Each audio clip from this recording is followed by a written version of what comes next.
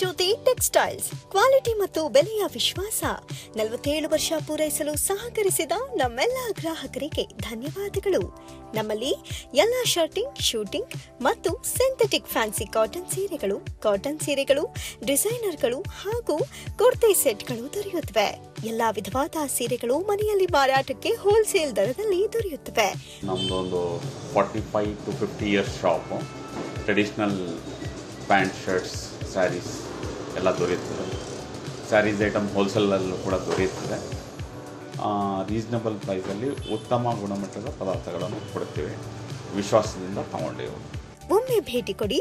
ಕಾಮನಗುಡಿ circle ಹತ್ತಿರ, ಮಹಾವೀರ ಭವನದ ಎದುರು, ಆನೆಕೆರೆ ಬೀದಿ ಹತ್ತಿರ, ಜೈನರ ಬೀದಿ, ಮಂಡ್ಯ. ಸಂಪರ್ಕಿಸಿ ಹರೀಶ್ ಶೇರಿಯಾ.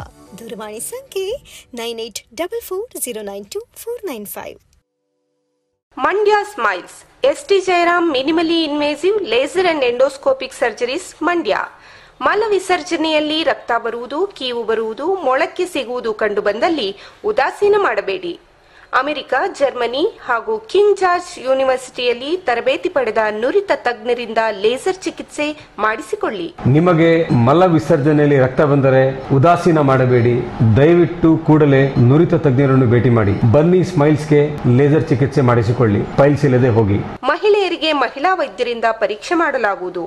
ಯಶಸ್ವಿನಿ ಹಾಗೂ ರಾಷ್ಟ್ರೀಯ ಸ್ವಾಸ್ಥ್ಯ ಬಿಮಾ ಯೋಜನೆಗೆ ಒಳಪಟ್ಟಿದೆ. ಎಸ್ಟಿ ಜಯರಾಮ್ ಆಸ್ಪತ್ರೆ, ಮಂಡ್ಯ. ಮಂಡ್ಯ ತಾಲೂಕಿನ ವಿವಿಧ ಗ್ರಾಮಗಳಲ್ಲಿ 1,15 ಲಕ್ಷ ರೂಪಾಯಿಗಳ ವೆಚ್ಚದಲ್ಲಿ ರಸ್ತೆ ಅಭಿವೃದ್ಧಿಗೆ ಕಾಮಗಾರಿಗಳಿಗೆ ಮಂಡ್ಯ ವಿಧಾನಸಭಾ ಕ್ಷೇತ್ರದ ಶಾಸಕ ಪಿ ರವಿಕುಮಾರ್ ಗೌಡ ಗಣಿಗ ಭೂಮಿ ಪೂಜೆ ನೆರವೇರಿಸಿದರು.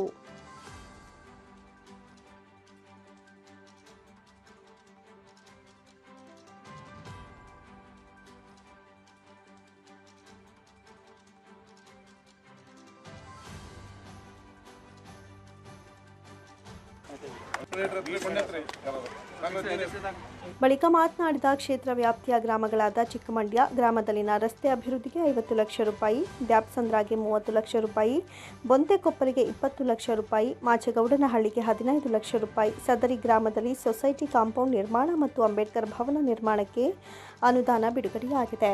ಮಾಚಗೌಡನಹಳ್ಳಿ ಗ್ರಾಮದಲ್ಲಿ ಸೊಸೈಟಿಗೆ ಕಾಂಪೌಂಡ್ ನಿರ್ಮಾಣಕ್ಕೆ 16 ಲಕ್ಷ ರೂಪಾಯಿ ಮತ್ತು ಅಂಬೇಡ್ಕರ್ ಭವನ ನಿರ್ಮಾಣಕ್ಕೆ 20 ಲಕ್ಷಕ್ಕೆ ಅಂದಾಜು ಪಟ್ಟಿ ತಯಾರಿದೆ. 25 ಲಕ್ಷ ರೂಪಾಯಿ ನೀಡುವೆ ಗುಣಮಟ್ಟದಿಂದ ಮಾಡಿ.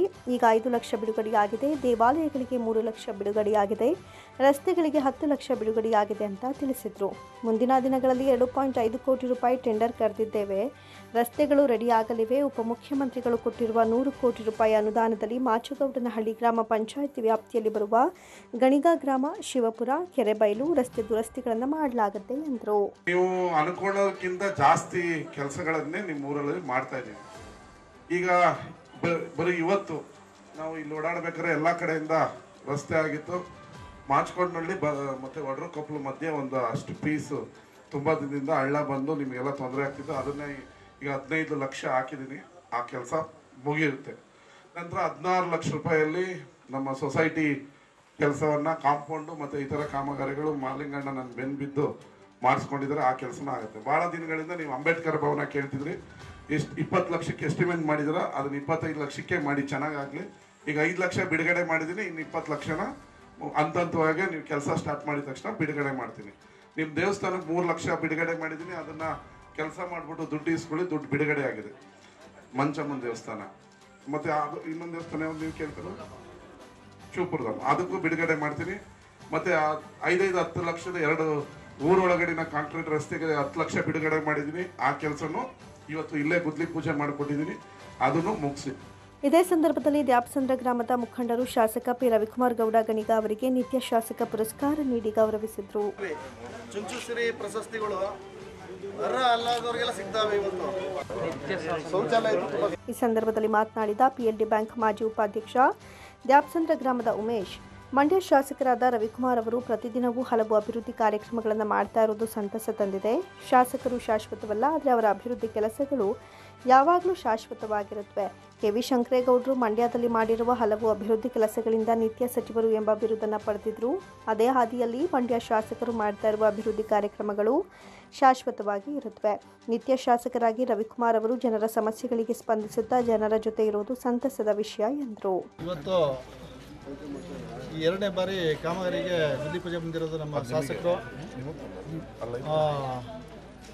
ಮೊದಲು 10 ಲಕ್ಷದ ಗುದ್ದಿ ಪೂಜೆ ಮಾಡಿದರು, ಅದು ಕಾಮಗಾರಿ ಶುರುವಾಗಿದೆ. ಇವತ್ತು ಪೂಜೆ ಮಾಡ್ತಿರೋದು 30 ಲಕ್ಷ. 30 ಲಕ್ಷ ಕಾಮಗಾರಿ ಇನ್ನೊಂದು ವಾರದಲ್ಲಿ ಶುರುವಾಗ್ತದೆ. ನನ್ನ ಕಾನ್ಸೆಪ್ಟ್ ಏನಪ್ಪ ಅಂದರೆ, ಮನುಷ್ಯ ಶಾಶ್ವತ ಅಲ್ಲ, ಅವ್ರು ಮಾಡೋ ಕೆಲಸಗಳು ಶಾಶ್ವತ. ಯಾಕೆಂದರೆ ಇವತ್ತು ಕೆ ವಿ ಶಂಕರೇಗೌಡರು 4ನೇ ತಲೆಮಾರು, ಅಂದರೆ ನಮ್ಮ ತಾತನ ಕಾಲ, ನಮ್ಮಪ್ಪ, ನಾನು, ನನ್ನ ಮಗ, ಅಂದರೆ ಅವರು ವ್ಯಕ್ತಿ ಇಲ್ಲ, ಅವ್ರ ಕೆಲಸ ಉಳಿದವೆ. ಇವತ್ತೇನಾರ ಈ ಜಿಲ್ಲೆಯಲ್ಲಿ ನಿತ್ಯ ಸಚಿವರು ಅಂತ ಏನೋ ಇದ್ದರೆ ಕೆ ವಿ ಶಂಕರೇಗೌಡರು. ಅದೇ ರೀತಿ ನಮ್ಮ MLA ಸಾಹೇಬರು, ಅವರು ಮುಂದೆ ಇರ್ತಾರೋ ಇರಲ್ವೋ ಅವ್ರು ಹೇಳೋಂಗೆ ಗೊತ್ತಿಲ್ಲ. ಅವ್ರು ಮಾಡೋ ಕೆಲಸ ಶಾಶ್ವತ ಉಳ್ಕತ್ತವೆ. ಯಾಕೆಂದರೆ ಇವತ್ತು ನಿತ್ಯ ಶಾಸಕರು ಇವರು. ನಿತ್ಯ ಶಾಸಕರು ಅಂದರೆ ಪ್ರತಿದಿನ ನೀವು ಸಾಮಾನ್ಯ ಜನ, ನೀವು ಆಫೀಸ್ಗೆ ಹೋಗಿ, ಮನೆಗೆ ಹೋಗಿ, ಬೆಂಗಳೂರಿಗೆ ಹೋಗಿ, ಎಲ್ಲೇ ಹೋಗಿ ಅವ್ರು ನಿಮ್ಮ ಸಾಮಾನ್ಯ ಜನ ಕೈ ಸಿಗ್ತಾರೆ.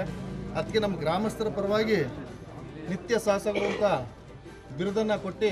ಕಾರ್ಯಕ್ರಮದಲ್ಲಿ ಕಾಂಗ್ರೆಸ್ ಮುಖಂಡ ಸತೀಶ್ ಸಿದ್ದರೂಢ, ದ್ಯಾಪಚಂದ್ರ ಶಂಕರಲಿಂಗೇಗೌಡ ಹಾಗೂ ಸ್ಥಳೀಯ ಗ್ರಾಮ ಪಂಚಾಯಿತಿ ಸದಸ್ಯರು, ಮುಖಂಡರು ಹಾಜರಿದ್ದರು.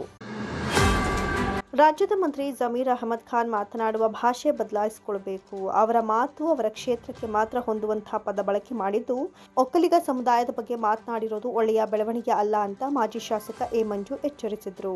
ಸುದ್ದಿಗೋಷ್ಠಿಯಲ್ಲಿ ಮಾತನಾಡಿದ ಅವರು, ದೇವೇಗೌಡರು ದಲಿತ ನಾರಾಯಣ ಎಂಬ ಕಾರ್ಯಕ್ರಮದ ಮೂಲಕ ಜಮೀರ್ ಅಹಮದ್ ಅವರನ್ನ ಶಾಸಕರನ್ನಾಗಿ ಮಾಡಿದ್ರೆ ಈ ಕೆಲಸ ಆಗದಿದ್ರೆ ಅವರು ಇಂದು ಶಾಸಕ, ಸಚಿವರಾಗುವ ಅವಕಾಶ ದೊರೀತಾ ಇರಲಿಲ್ಲ. ಅವರ ಮೂಲ ಕಸುಬಿನಲ್ಲೇ ಉಳಿತಾ ಇದ್ರು ಅಂತ ಹೇಳಿದರು. ಅಂದು ಇಬ್ರಾಹಿಂ ಸೇರಿದಂತೆ ಹಲವು ಮುಸಲ್ಮಾನ್ ಮುಖಂಡರಿದ್ರು. ಆದರೆ ಇಂದು ಅವರನ್ನು ಮೀರಿ ಬೆಳೆಯುವಂತೆ ಮಾಡಿದ್ದು ದೇವೇಗೌಡರು ಹಾಗೂ ದೇವೇಗೌಡರ ಕುಟುಂಬ ಅನ್ನೋದನ್ನ ಮರಿಬಾರದು. ಆದದ್ದನ್ನು ನೆನಪು ಮಾಡಿಕೊಳ್ಳುವ ಪ್ರವೃತ್ತಿ ಬೆಳೆಸಿಕೊಳ್ಳಬೇಕು. ಗೌಡರ ಬಗ್ಗೆ ಮಾತನಾಡುವ ಚಪಲ ಜಮೀರ್ ಅವರಿಗಿದೆ. ನಮ್ಮ ಸಮುದಾಯದ ಬಗ್ಗೆ ಅಗೌರವವಾಗಿ ಮಾತುಗಳನ್ನಾಡಿರುವುದು ನೋವು ತಂದಿದೆ ಎಂದರು. ದೇವೇಗೌಡರ ಕುಟುಂಬವನ್ನು ಖರೀದಿ ಮಾಡ್ತೇನೆ, ಸಮುದಾಯದ ನಾಯಕರನ್ನ ಖರೀದಿ ಮಾಡ್ತೇನೆ ಅಂತ ಹೇಳುವಂಥದ್ದು ಭಾರಿ ನೋವು ತಂದಿದೆ. ಇಂಥ ಮಾತುಗಳು ಖಂಡನೀಯ. ಭಗವಂತ ಅಪ್ಪಿತಪ್ಪಿ ಅವಕಾಶ ನೀಡಿದ್ದು ಒಳ್ಳೆಯ ಮಾತನಾಡುವುದನ್ನು ಕಲಿಯಿರಿ. ಓಟಿಗಾಗಿ ಒಂದು ಸಮುದಾಯ ಓಲೈಸಲು ಮಾತನಾಡಿದ್ರೆ ಅದೇ ಸಮುದಾಯದ ಬಗ್ಗೆ ಕೆಟ್ಟ ಸಂದೇಶ ಹೋಗಲಿದ್ದು, ಇದನ್ನ ಬಿಡಬೇಕು ಅಂತ ಗುಡುಗಿದ್ರು. ಒಬ್ಬ ಜವಾಬ್ದಾರಿ ಇದ್ದಂಥ ರಾಜ್ಯದ ಮಂತ್ರಿ ಜಮೀರ್ ಅಹಮದ್ ಖಾನ್ ಮಾತಾಡ್ತಕ್ಕಂಥ ಭಾಷೆ ಇದೆಯಲ್ಲ, ಬದಲಾವಣೆ ಮಾಡ್ಕೊಳ್ತಕ್ಕಂಥದ್ದು ಒಳ್ಳೆಯದು.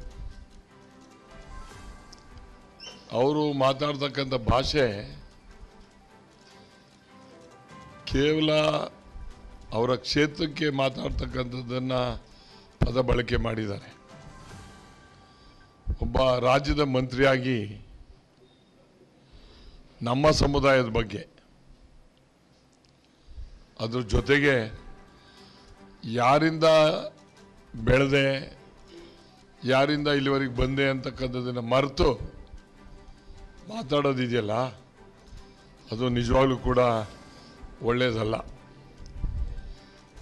ಬಹುಶಃ ನಿಮಗೆ ನೆನಪು ಮಾಡ್ತೀನಿ, ದರಿದ್ರ ನಾರಾಯಣ ಅಂತೇಳಿ ದೇವೇಗೌಡರು ಒಂದು ಆ ಕ್ಷೇತ್ರದಲ್ಲಿ ಇವರು ಪರವಾಗಿ ಹೋರಾಟ ಮಾಡಿ ಆ ಕ್ಷೇತ್ರವನ್ನು ವಿಶೇಷವಾಗಿ ಇವರಿಗೆ ಶಾಸಕರಿಗೆ ಮಾಡಿಕೊಟ್ಟಂಥ ಕೀರ್ತಿ ದೇವೇಗೌಡರಿಗೆ ಸೇರಬೇಕು ಅನ್ನೋದನ್ನು ಅವರು ಅರ್ಥ ಮಾಡ್ಕೋಬೇಕು. ಅದು ಮಾಡಿಕೊಡದೇ ಇದ್ದಿದ್ರೆ ಈ ಶಾಸಕರು ಆಯ್ತಿರಲಿಲ್ಲ, ಮಂತ್ರಿನೂ ಆಯ್ತಿರಲಿಲ್ಲ, ಲೀಡರು ಆಯ್ತಿರಲಿಲ್ಲ, ಮತ್ತು ಇನ್ನು ಎಲ್ಲಿರ್ತಿದ್ರು ಅನ್ನೋದನ್ನ ಬಗ್ಗೆ ಅವರನ್ನೇ ಕೇಳ್ಕೋಬೇಕು. ಅದು ಯಾವುದು ಆಗದೇ ಇದ್ರೆ ಅವರ ಮೂಲ ಕಸಬೇನಿತ್ತು, ಆ ಕಸಬಲ್ಲಿ ಇರ್ತಾಯಿದ್ರು. ಅವತ್ತು ಹಲವಾರು ಮುಸಲ್ಮಾನರು ಮುಖಂಡರುಗಳಿದ್ದರು, ಇಬ್ರಾಹಿಂ ಅಂತವರಿದ್ದರು. ಅವ್ರನ್ನ ಮೀರಿ ಬೆಳೆತಕ್ಕಂಥ ಅವಕಾಶ ಕೊಟ್ಟಂಥದ್ದು ದೇವೇಗೌಡರು, ದೇವೇಗೌಡರ ಕುಟುಂಬ, ಜನತಾದಳ ಪಕ್ಷ ಅಂತಕ್ಕಂಥದ್ದನ್ನ ಮರಿಬಾರ್ದು. ಯಾರೇ ಆಗಲಿ ಆದೋದವ್ರನ್ನ ನೆನ್ಕೊಳ್ತಕ್ಕಂಥ ಪ್ರವೃತ್ತಿನ ರಾಜಕಾರಣಿಗಳು ಹೊಂದಬೇಕು. ರಾಜಕೀಯದಲ್ಲಿ ಶತ್ರುಗಳು ಇಲ್ಲ, ಮಿತ್ರರು ಇಲ್ಲ. ಈ ಉದಾಹರಣೆ, ನಾನೇ ಅತಿ ಹೆಚ್ಚು ರಾಜಕೀಯ ವಿರೋಧಿ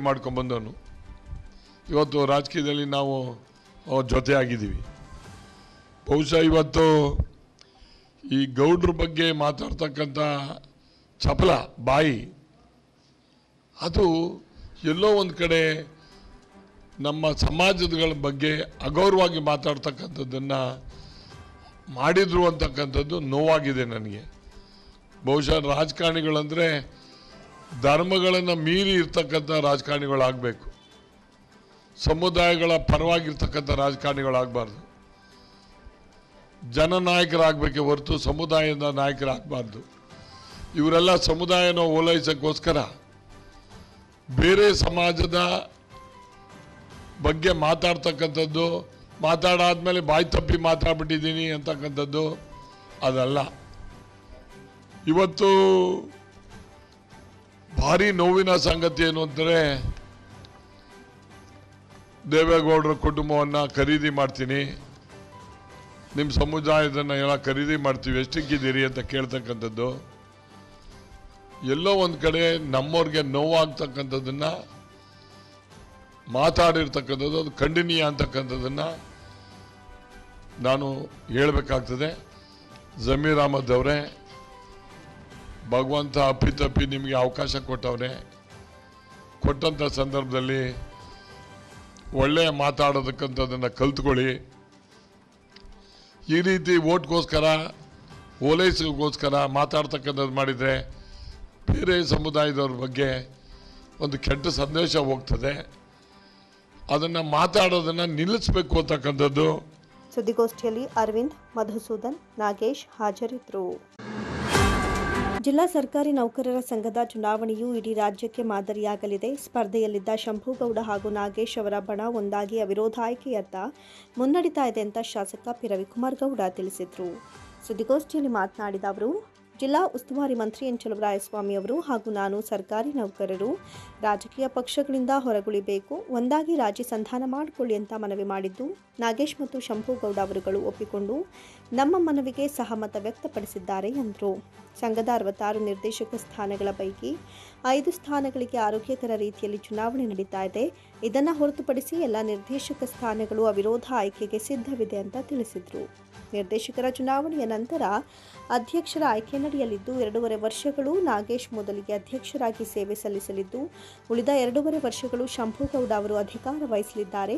ಭವಿಷ್ಯದಲ್ಲಿ ಶಂಭುಗೌಡರಿಗೆ ರಾಜ್ಯಾಧ್ಯಕ್ಷ ಸ್ಥಾನಕ್ಕೆ ಸಹಕಾರ ನೀಡಲಾಗುತ್ತೆ ಅಂತ ಭರವಸೆ ನೀಡಿದರು. ನಾನು ಮತ್ತು ನಮ್ಮ ಉಸ್ತುವಾರಿ ಸಚಿವರು ಇಬ್ಬರನ್ನ ಕರೆದು ರಿಕ್ವೆಸ್ಟ್ ಮಾಡಿ, ಸರ್ಕಾರಿ ನೌಕರರು ಯಾವ ಪಕ್ಷಕ್ಕೂ ಇರಬಾರ್ದು, ಈ ಚುನಾವಣೆ ನಡೆಯೋದ್ರಿಂದ ಪಕ್ಷ ಅಲ್ಲಿ ಎಂಟ್ರಿ ಆಗ್ತದೆ, ನೀವಿಬ್ಬರು ದೊಡ್ಡ ಮನಸ್ಸು ಮಾಡಿ ನಿಮ್ಮ 2 ಬಣಗಳ ನಡುವೆ ರಾಜಿ ಸಂಧಾನ ಆಗಲಿ ಅಂತ ನಾವು ಕೇಳಿಕೊಂಡಾಗ ಅವರು ಕೂಡ ಒಳ್ಳೆ ಮನಸ್ಸಿಂದ, ಹೌದು ಚುನಾವಣೆಗಳಲ್ಲಿ ಭಾಳ ಹಣಗಳು ಖರ್ಚಾಗ್ತದೆ, ನಮ್ಮ ಸರ್ಕಾರಿ ನೌಕರು ಪ್ರಾಮಾಣಿಕವಾಗಿ ಕೆಲಸ ಮಾಡೋವಂಥವ್ರು, ಅವ್ರ ಹತ್ರ ದುಡ್ಡುಗಳಿರಲ್ಲ, ಈ ಚುನಾವಣೆಗಳು ನಡೆದ್ರೆ ಹಣ ಸುಮ್ಮನೆ ಪೋಲ್ ಆಗಬಾರ್ದು, ಮತ್ತು ದ್ವೇಷ ಬರಬಾರ್ದು, ಸಾರ್ವಜನಿಕರಿಗೆ ಕೆಲಸ ಮಾಡಬೇಕಾದ್ರೆ ಪಕ್ಷಭೇದಗಳು ತಾರತಮ್ಯಗಳು ಇರಬಾರ್ದು, ನಾವೆಲ್ಲ ಒಗ್ಗಟ್ಟಾಗಿ ಹೋಗ್ತೀವಿ ಸರ್ ಅಂತೇಳಿ ಶಂಭುಗೌಡರು ಮತ್ತು ನಾಗೇಶ್ ಅವರು ಇಬ್ಬರು 66 ನನ್ನ ತಾಲೂಕಿನಲ್ಲಿ ವಿಧಾನಸಭಾ ಕ್ಷೇತ್ರದಲ್ಲಿದ್ದಂಥ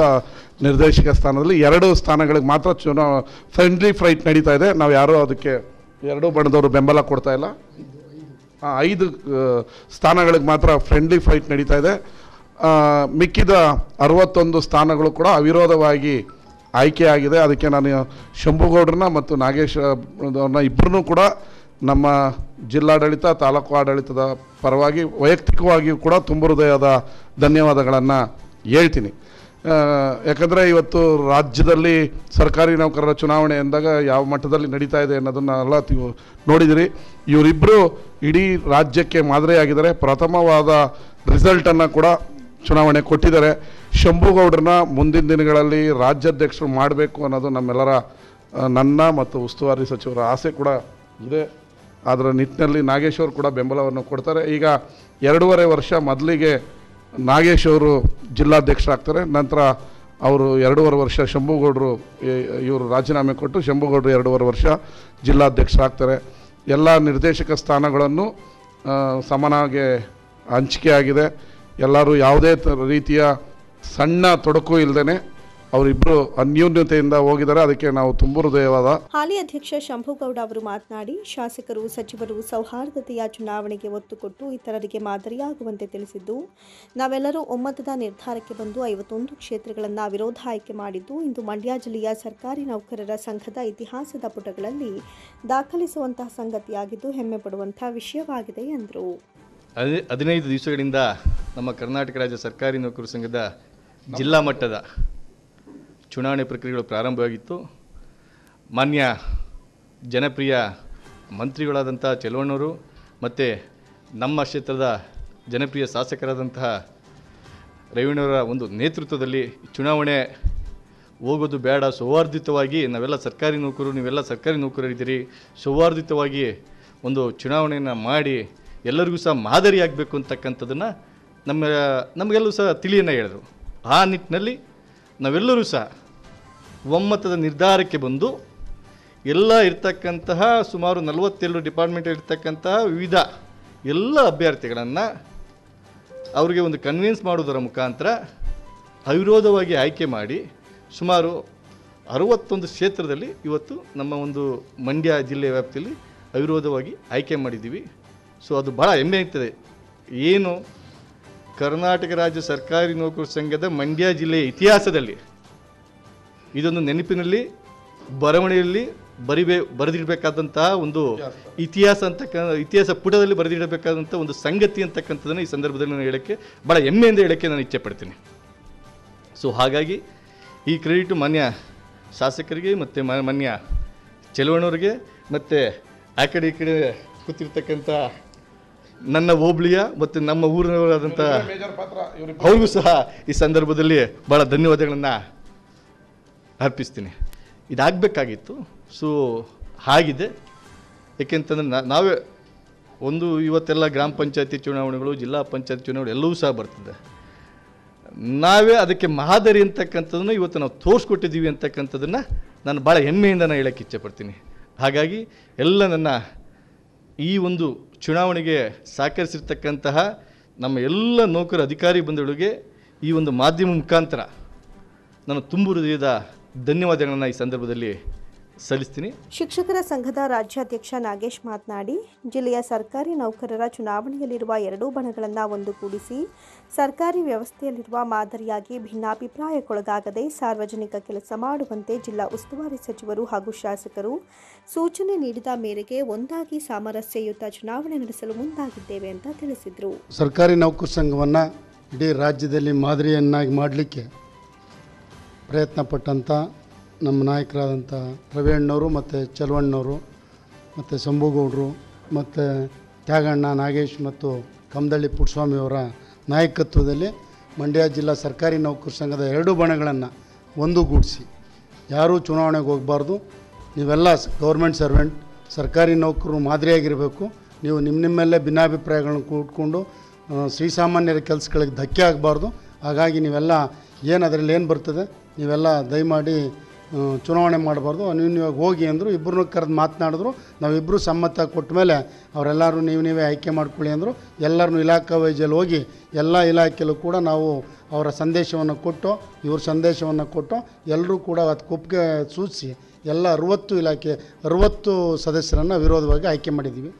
ಮತ್ತು ಇನ್ನು ಉಳಿದಂಥ 4-5 ಇಬ್ಬರು ಕಡೆಯವರು ಅವರು ನನಗೆ ಬೇಕಂತ ಫೈಟ್ ಮಾಡ್ಕೊಂಡು ಕುಳಿತಿರ್ತಕ್ಕಂಥವ್ರು ಅದಾಗಿಲ್ಲ. ಈಗಲೂ ಕೂಡ ಅದು ಪ್ರಯತ್ನ ನಡೀತಾ ಇದೆ. ಹಾಗಾಗಿ ಮಂಡ್ಯ ಜಿಲ್ಲಾ ಉಸ್ತುವಾರಿ ಸಚಿವರಿಗೆ ಮತ್ತು ನಮ್ಮ ನೆಚ್ಚಿನ ಶಾಸಕರಾದಂಥ ರವಿಕುಮಾರ್ ಅವರಿಗೆ ವಿಶೇಷವಾಗಿ ಅಭಿನಂದನೆಯನ್ನು ಸಲ್ಲಿಸ್ತೀವಿ. ಇವತ್ತು ಕರ್ನಾಟಕದಲ್ಲಿ ಸರ್ಕಾರಿ ನೌಕರ ಸಂಘ ಚುನಾವಣೆ ನಡೀತಾ ಇದೆ. ಅದರಲ್ಲಿ ನಮ್ಮ ಅನೇಕ ಬೇಡಿಕೆಗಳಿವೆ. 7ನೇ ವೇತನವನ್ನು ಸಿದ್ದರಾಮಯ್ಯ ಸಾಹೇಬರು ಕೊಟ್ಟಿದ್ದಾರೆ. ಮತ್ತು ಇವತ್ತು NPSನ ಹೋಗಲಾಡಿಸ್ಬೇಕಾಗಿದೆ. ಮತ್ತು ನಿವೃತ್ತರಿಗೆ 2022ರಿಂದ ಇಲ್ಲಿವರೆಗೆ ಏನು ಪೆನ್ಷನ್ನ ಫಿಟ್ಮೆಂಟ್ನ ಕೊಟ್ಟು 24ರವರೆಗೆ ಏನು ವೇತನ ಆಯೋಗ ಜಾರಿ ಮಾಡಿದ್ರು ಅದರಲ್ಲಿ ಅವ್ರಿಗೆ ಅನ್ಯಾಯ ಆಗಿದೆ. ಸುಮಾರು ಒಬ್ಬ ನಿವೃತ್ತರಾದಂಥ ನೌಕರರಿಗೆ 10ರಿಂದ 15 ಲಕ್ಷ ವೇಸ್ಟ್ ಆಯ್ತಾ ಇದೆ, ಅವ್ರಿಗೆ ಲಾಸ್ ಆಯ್ತಾ ಇದೆ. ಅದನ್ನು ಕೊಡಿಸ್ತಕ್ಕಂಥದ್ದು ನಮ್ಮ ಸವಾಲಾಗಿದೆ. ಹಾಗಾಗಿ ಅಂಥ ಸವಾಲುಗಳನ್ನ ನಾವು ಸರ್ಕಾರದ ಮುಂದೆ ಶಾಸಕರು ಮತ್ತು ಮಂತ್ರಿಗಳನ್ನ ಕರ್ಕೊಂಡೋಗಿ ಮುಖ್ಯಮಂತ್ರಿಗಳನ್ನ ಮನವೊಲಿಸಿ ಈ ನಾಡಿನ ನೌಕರರ ಕೆಲಸವನ್ನು ಮಾಡ್ತಕ್ಕಂಥ ನೌಕರರಿಗೆ ಅವರಿಗೆ ಕೊಡಿಸ್ತಕ್ಕಂಥ ಕೆಲಸವನ್ನು ಮಾಡ್ತೀವಿ. ಮತ್ತು 7 ಕೋಟಿ ಜನರ ಕೆಲಸವನ್ನು ಮಾಡ್ತಕ್ಕಂಥ ಈ ನೌಕರರು ಅವರ ಬೇಕು ಬೇಡಿಕೆಗಳನ್ನ ದುಃಖ ದುಮ್ಮನಗಳನ್ನ ಈಡೇರಿಸ್ತಕ್ಕಂಥ ಮಾನ್ಯ ಮುಖ್ಯಮಂತ್ರಿಗಳು, ಉಪಮುಖ್ಯಮಂತ್ರಿಗಳು ಮತ್ತು ಉಸ್ತುವಾರಿ ಸಚಿವರು ಮತ್ತು ನಮ್ಮ ಶಾಸಕರು ವಿಶೇಷ ಆಸಕ್ತಿ ತೋರಿರೋದಕ್ಕೆ ಇವತ್ತು ನಮ್ಮ ಜಿಲ್ಲೆಯ ಎಲ್ಲ ನೌಕರ ಪರವಾಗಿ ತುಂಬುರದ ಅಭಿನಂದನೆ ಸಲ್ಲಿಸಿ, ಈ ಹೊಂದಾಣಿಕೆ ಏನು ಅನ್ನೋದು ನಮ್ಮಲ್ಲಿ ಗುಂಪುಗಾರಿಕೆ ಬೇಡ ಅಂತ ಹೊಂದಾಣಿಕೆ ಮಾಡಿದ್ದಾರೆ. ನಾವೆಲ್ಲರೂ ಕೂಡ, ನಾವು ಸಂಬೋಗೌಡರು ಇಬ್ಬರೂ ಕೂಡ ಅನ್ಯೂನ್ಯವಾಗಿ ಹೋಗಿ ಒಂದು ಈ ಸಂಘವನ್ನು ಮಾದರಿ ಸಂಘವನ್ನಾಗಿ ಮಾಡಲಿಕ್ಕೆ ಪ್ರಾಮಾಣಿಕ ಪ್ರಯತ್ನವನ್ನು ಮಾಡ್ತೀವಿ. ಸುದ್ದಿಗೋಷ್ಠಿಯಲ್ಲಿ ಡಿಸಿಸಿ ಬ್ಯಾಂಕ್ ನಿರ್ದೇಶಕ ಪುಟ್ಟಸ್ವಾಮಿ, ತ್ಯಾಗರಾಜು, ನಾಗೇಶ್ ಹಾಜರಿದ್ದರು. ಕೇಂದ್ರ ಸಚಿವ ಹಾಗೂ ಮಾಜಿ ಮುಖ್ಯಮಂತ್ರಿ ಕುಮಾರಸ್ವಾಮಿ ಅವರ ಬಗ್ಗೆ ಅವಹೇಳನಕಾರಿಯಾದಂಥ ಪದ ಬಳಕೆ ಮಾಡಿರುವ ಸಚಿವ ಜಮೀರ್ ಅಹಮದ್ ಖಾನ್ ಅವರ ಹೇಳಿಕೆ ಖಂಡನಾರ್ಹ ಅಂತ ನಾಗಮಂಗಲ ಮಾಜಿ ಶಾಸಕ ಕೆ ಸುರೇಶ್ ಗೌಡ ಗುಡುಗಿದರು. ಸುದ್ದಿಗೋಷ್ಠಿಯಲ್ಲಿ ಮಾತನಾಡಿದ ಅವರು, ಚನ್ನಪಟ್ಟಣ ಉಪಚುನಾವಣೆ ಪ್ರಚಾರ ಸಂದರ್ಭದಲ್ಲಿ ನಮ್ಮ ನಾಯಕರ ಬಗ್ಗೆ ಕಾಂಗ್ರೆಸ್ ಸಚಿವರು ವರ್ಣಭೇದ ನೀತಿ ತೋರುವ ರೀತಿ ಹೇಳಿಕೆ ಕೊಟ್ಟಿರೋದು ಸರಿಯಲ್ಲ. ಅವರು ತಮ್ಮ ಮಿತಿಯನ್ನು ಅರಿತು ಮಾತನಾಡಬೇಕು ಅಂತ ತಾಕೀತು ಮಾಡಿದರು.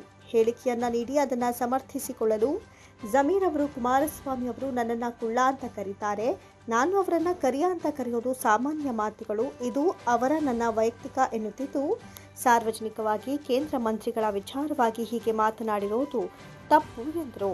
ನಾವು ಹಿಂದೂಗಳು ಪೂಜೆ ಮಾಡುವ ದೇವರುಗಳು ಬಣ್ಣಗಳು ಸಹ ಕಪ್ಪಿದೆ. ತಾವು ತೆವಲಿಗೆ ರಾಜಕಾರಣ ಮಾಡಿ, ಆದರೆ ಜನಾಂಗೀಯ ಘರ್ಷಣೆಗೆ ಕಾರಣವಾಗುವಂಥ ಹೇಳಿಕೆಗಳನ್ನು ನೀಡಬಾರದು. ಮಾತುಗಳನ್ನು ಆಡುವಾಗ ಸ್ಥಿಮಿತದ ರೀತಿಯಲ್ಲಿ ನಾಲಿಗೆ ಹರಿಯ ಬಿಡಬೇಕು ಅಂತ ತಿಳಿ ಹೇಳಿದರು.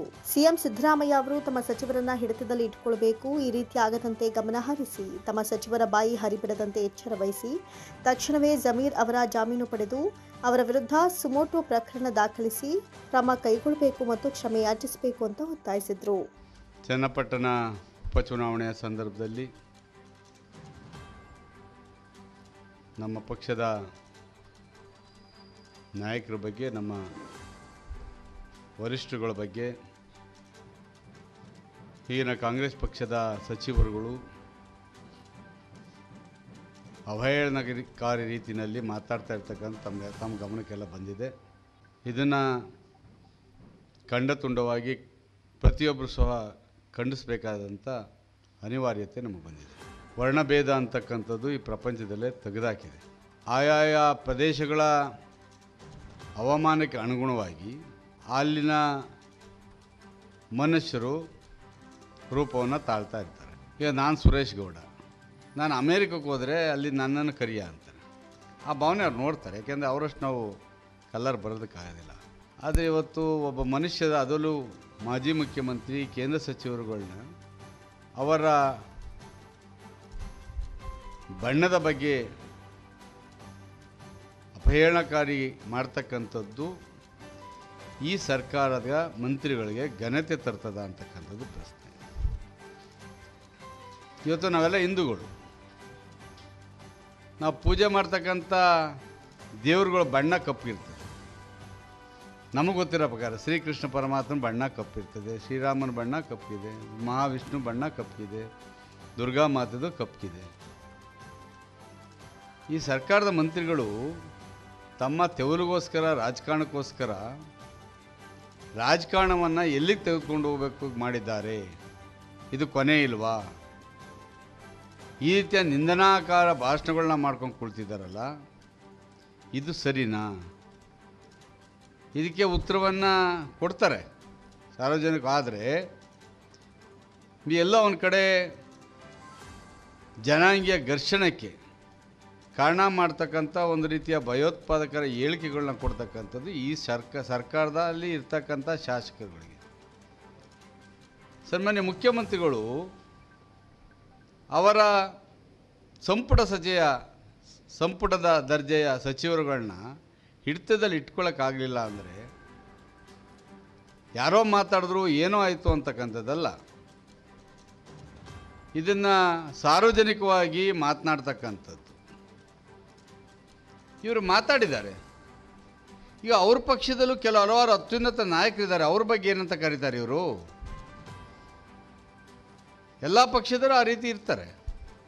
ಅದು ಅವ್ರ ತಪ್ಪು ಅಂತ ಹೇಳೋಕ್ಕಾಗಲ್ಲ. ಅವರ ತಂದೆ ತಾಯಿಗಳ ಅನುಗುಣವಾಗಿ ಮತ್ತೊಂದು ಜನನ ಆಗಿರ್ತದೆ. ನಾನು ಈಗಾಗಲೇ ಹೇಳ್ದಂಗೆ ಏನು ನಾನೇನು ಬೆಳಗಿದ್ದೀನ? ಈಗ ಆ ವ್ಯಕ್ತಿನೂ ಯಾವ್ದಾದ್ರು ಅಮೇರಿಕಕ್ಕೋ ಬೇರೆ ಕಂಟ್ರಿಗಳಿಗೆ ಹೋದರೆ ಅಲ್ಲಿ ಇವ್ರನ್ನ ಬಿಳಿಯ ಅಂತೇನು ಹೇಳೋದಿಲ್ಲ. ಅದು ನಿಷಿದ್ಧ ಇರ್ತಕ್ಕಂಥದ್ದು. ಸರ್ಕಾರ ಇಷ್ಟೊತ್ತಿಗಾಗಲೇ ಇದನ್ನೆಲ್ಲ ಸುಮೋಟ ಕೇಸ್ ಮಾಡಿಕೊಂಡು ಕ್ರಮ ತೆಗೋಬೇಕಾಗ್ತದೆ.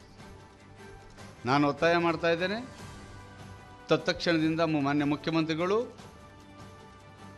ಇನ್ನು ಮುಂದೆ ಈ ರೀತಿ ಆಗಬಾರ್ದು, ಬೇರೆಯವರು ಭಯ ಬರಬೇಕು, ನಾಲಿಗೆನ ಹರಿಬರಬಾರ್ದು, ಅದರಲ್ಲೂ ವಿಶೇಷವಾಗಿ ಅಧಿಕಾರದಲ್ಲಿರ್ತಕ್ಕಂಥವ್ರು ಅನ್ನೋದೇ ಆದರೆ ತಕ್ಷಣ ರಾಜೀನಾಮೆ ಪಡಿಬೇಕು, ಅವ್ರ ಕೈಲಿ ಸಾರ್ವಜನಿಕವಾಗಿ ಕ್ಷಮೆಯನ್ನು ಕೇಳಿಸ್ಬೇಕು ಅಂತಕ್ಕಂಥದ್ದನ್ನು ನಾನು ಕೇಳ್ಕೊಳ್ತೀನಿ. ಇನ್ನು ಮತ್ತೋರ್ವ ಮಾಜಿ ಶಾಸಕ ಅನ್ನದಾನಿ ಮಾತನಾಡಿ, ದೇವರಲ್ಲಿ ಪ್ರಮಾಣ ಮಾಡ್ತೇನೆ, ಒಂದು ದಿನ ಕೂಡ ಕುಮಾರಸ್ವಾಮಿ ಜಮೀರ್ ಅವರನ್ನ ಕುಳ್ಳ ಅಂತ ಕರೆದಿಲ್ಲ. ಅವರಿಬ್ಬರು ಆತ್ಮೀಯವಾಗಿದ್ರು, ಆದರೆ ವೈಯಕ್ತಿಕವಾಗಿ ನಿಂದಿಸುವ ಪದ ಬಳಕೆಯನ್ನ ಕುಮಾರಸ್ವಾಮಿ ಅವರು ಮಾಡಿಲ್ಲ, ನಾನೇ ಸಾಕ್ಷಿ ಅಂತ ಹೇಳಿದರು. ಸಚಿವ ಜಮೀರ್ ಕೇಂದ್ರ ಸಚಿವರನ್ನ ಅಪಮಾನ ಮಾಡಿದ್ದಾರೆ, ಇದನ್ನು ನಾವು ಉಗ್ರವಾಗಿ ಖಂಡಿಸ್ತೇವೆ. ಜಮೀರ್ಗೆ ಕನಿಷ್ಠ ಮಾತನಾಡೋದು ಸೌಜನ್ಯವೂ ಕೂಡ ಗೊತ್ತಿಲ್ಲ. ಚಾಮರಾಜಪೇಟೆಯಲ್ಲಿ ಗೆಲ್ಲುವಂತೆ ಮಾಡಿದ ದೇವೇಗೌಡರು ಜಮೀರ್ಗೆ ರಾಜಕೀಯ ಬದುಕನ್ನು ಕಟ್ಕೊಟ್ರು. ದೇವೇಗೌಡರು ಹಾಗೂ ಕುಮಾರಸ್ವಾಮಿ ಅವರ ಬಗ್ಗೆ ಮಾತನಾಡಬೇಕಾದ್ರೆ ನಾಲ್ಗೆ ಮೇಲೆ ಹಿಡ್ತಾ ಇರಲಿ ಅಂತ ಎಚ್ಚರಿಸಿದ್ರು. ಚನ್ನಪಟ್ಟಣ ಬಹಿರಂಗ ಸಭೆ ಮುಕ್ತಾಯವಾಗಿದೆ. ಕಾಂಗ್ರೆಸ್ ಸಚಿವರ ಉದ್ದಟತನಕ್ಕೆ ಚನ್ನಪಟ್ಟಣದ ಜನತೆ ತಕ್ಕ ಉತ್ತರ ಕೊಡ್ತಾರೆ. ನಿಖಿಲ್ ಗೆಲ್ಲಿಸಲು ಜನರ ಬೆಂಬಲ ಇದೆ. 30,000 ಮತಗಳ ಅಂತರದಿಂದ ನಿಖಿಲ್ ಗೆಲ್ತಾರೆ. ನಾಳೆ ನಡೆಯುವ ಮತ ಚಲಾವಣೆಯಲ್ಲಿ ಜಮೀರ್ಗೆ ಸರಿಯಾದ ಉತ್ತರವನ್ನ ಮತದಾರ ಪ್ರಭು ನೀಡ್ತಾರೆ ಅಂತ ಹೇಳಿದರು. ಚನ್ನಪಟ್ಟಣದ ಉಪಚುನಾವಣೆ ನಡೀತಾ ಇದೆ. ಈ ಚುನಾವಣೆಯ ಬಹಿರಂಗ ಸಭೆ ನಿನ್ನೆ ನಡೆದಿದೆ, 11ನೇ ತಾರೀಕು. ಆ ಸಭೆಯಲ್ಲಿ ಈ ರಾಜ್ಯದ ಗೌರವಾನ್ವಿತ ಸಚಿವರಾದಂಥ ಜಮೀರ್ ಅಹ್ಮದ್ ಖಾನ್ ಅವರು ಮಾತನಾಡುವಂಥ ಭರದಲ್ಲಿ ಕೇಂದ್ರ ಸಚಿವರನ್ನು ನಿಲ್ಲಿಸಿರ್ತಕ್ಕಂಥದ್ದು, ಅಪಮಾನಗೊಳಿಸಿರ್ತಕ್ಕಂಥದ್ದನ್ನ ನಾವು ಉಗ್ರವಾಗಿ ಖಂಡಿಸ್ತಾ ಇದ್ದೇವೆ. ಇದರ ಜೊತೆಗೆ ಜಮೀರ್ ಅಹ್ಮದ್ ಖಾನ್ರವರು 4 ಬಾರಿ ಶಾಸಕರಾಗಿ ಆಯ್ಕೆಯಾಗಿದ್ದಾರೆ. ಕನಿಷ್ಠ ಯಾವ ರೀತಿ ಸಾರ್ವಜನಿಕವಾಗಿ ಮಾತನಾಡಬೇಕು ಅಂತಕ್ಕಂಥದ್ದನ್ನೂ ಕೂಡ ಕಲಿದೇ ಇರತಕ್ಕಂಥದ್ದು ನಮ್ಮ ಕನ್ನಡಿಗರ, ಕರ್ನಾಟಕದ ದುರ್ದೈವ ಅಂತಕ್ಕಂಥದ್ದನ್ನ ಈ ಸಂದರ್ಭದಲ್ಲಿ ಹೇಳಲಿಕ್ಕೆ ಬಯಸ್ತೇನೆ. ಏನು ಸನ್ಮಾನ್ಯ ದೇವೇಗೌಡ ಸಾಹೇಬರು ಜಮೀರ್ ಅಹ್ಮದ್ ಅವ್ರಿಗೆ ರಾಜಕೀಯ ಬದುಕನ್ನು ಕಟ್ಟಿಕೊಟ್ರು. ಚಾಮರಾಜಪೇಟೆಯಲ್ಲಿ ದರಿದ್ರ ನಾರಾಯಣ ಅಂತ ಒಂದು ಕಾರ್ಯಕ್ರಮವನ್ನು ಆಯೋಜನೆ ಮಾಡಿ ಆ ಮುಖಾಂತರ ಅವರನ್ನು ಚುನಾವಣೆಯಲ್ಲಿ ಗೆಲ್ಲಿಸಿ ರಾಜಕೀಯವಾಗಿ ಪ್ರಚಲಿತಕ್ಕೆ ತಂದಂಥ ದೇವೇಗೌಡರ ಸಾಹೇಬರದ ಕುಟುಂಬಕ್ಕೆ ಈ ರೀತಿ ಅವಹೇಳನಕಾರಿಯಾಗಿ ಮಾತನಾಡಿರ್ತಕ್ಕಂಥದ್ದು ಅವರ ಘನತೆಗೆ ತಕ್ಕದ್ದಲ್ಲ. ಒಂದು ಸಮಾಜದ, ಒಂದು ಧರ್ಮದ ಮುಖಂಡರಾಗಿ ಕೊನೆ ಪಕ್ಷ ಒಬ್ಬ ಸಲಹೆಗಾರನ ಇಟ್ಕೊಂಡು ಕರ್ನಾಟಕದಲ್ಲಿ ಕನ್ನಡ ಕಲಿತು ಸರಿಯಾದ ಮಾತನಾಡಬೇಕು ಅಂತಕ್ಕಂಥ ವ್ಯವಧಾನವೂ ಕೂಡ ಅವ್ರ ಹತ್ರ ಇಲ್ಲ, ತಾಳ್ಮೆನೂ ಕೂಡ ಅವ್ರ ಹತ್ರ ಇಲ್ಲ. ನಿನ್ನೆ ಆ ಬಹಿರಂಗ ಸಭೆಯಲ್ಲಿ ಕೇಂದ್ರ ಸಚಿವರ ಬಗ್ಗೆ ಬಳಸಿರ್ತಕ್ಕಂಥ ಪದ ನಾವ್ಯಾರೂ ಕೂಡ ಸಹಿಸ್ಕೊಳ್ಳೋಕ್ಕೆ ತಯಾರಿಲ್ಲ. ಇದು ಭಾಳ ಖಂಡನೀಯವಾದಂಥ ವಿಚಾರ. ಶ್ರೀಮತಿ ರಾಧಿಕಾ ಕುಮಾರಸ್ವಾಮಿ ಅವರ 38ನೇ ವರ್ಷದ ಹುಟ್ಟುಹಬ್ಬದ ಪ್ರಯುಕ್ತ ಸನ್ಮಾನ ಕಾರ್ಯಕ್ರಮ ಹಾಗೂ ಮಕ್ಕಳಿಗೆ ನೋಟ್ಬುಕ್ ವಿತರಣಾ ಕಾರ್ಯಕ್ರಮ ಹಳೆ ತಾಲೂಕು ಆಫೀಸ್ ಹತ್ತಿರದ ಸರ್ಕಾರಿ ಪ್ರಾಥಮಿಕ ಶಾಲಾ ಆವರಣದಲ್ಲಿ ನಡೆಯಿತು. ಕಾರ್ಯಕ್ರಮವನ್ನು ವಿವೇಕಾನಂದ ಸ್ಪೋರ್ಟ್ಸ್ ಕ್ಲಬ್ನ ರಮೇಶ್ ಅವರು ಕೇಕ್ ಕತ್ತರಿಸಿ ವಿದ್ಯಾರ್ಥಿಗಳಿಗೆ ನೋಟ್ ಪುಸ್ತಕಗಳನ್ನು ವಿತರಿಸುವ ಮೂಲಕ ಚಾಲನೆ ನೀಡಿದರು.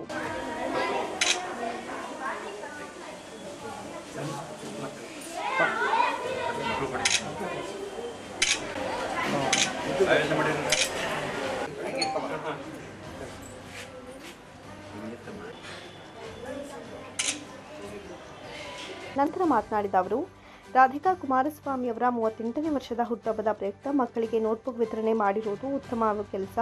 ವಿದ್ಯಾರ್ಥಿಗಳು ತಮ್ಮ ಮುಂದಿನ ವಿದ್ಯಾಭ್ಯಾಸವನ್ನು ಉನ್ನತ ಮಟ್ಟದಲ್ಲಿ ಬೆಳೆಸಿಕೊಂಡು ಉನ್ನತ ವ್ಯಕ್ತಿಗಳಾಗಿ ಹೊರಹೊಮ್ಮಲಿ ಅಂತ ಶುಭ ಕೋರಿದರು. ಸನ್ಮಾನ್ಯ ಕಾರ್ಯಕ್ರಮ ಯಶಸ್ವಿಯಾಗಿ ನಡೆದಿದೆ.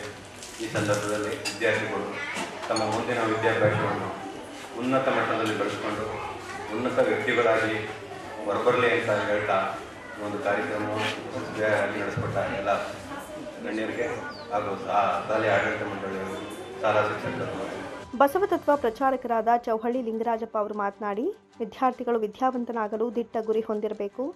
ದೇವರಿಗೆ ಹರಕೆ ಕಟ್ಟಿದ್ರೆ ಪರೀಕ್ಷೆಯಲ್ಲಿ ಉತ್ತೀರ್ಣನಾಗ್ತೇನೆ ಅನ್ನೋದು ಇರಬಾರದು.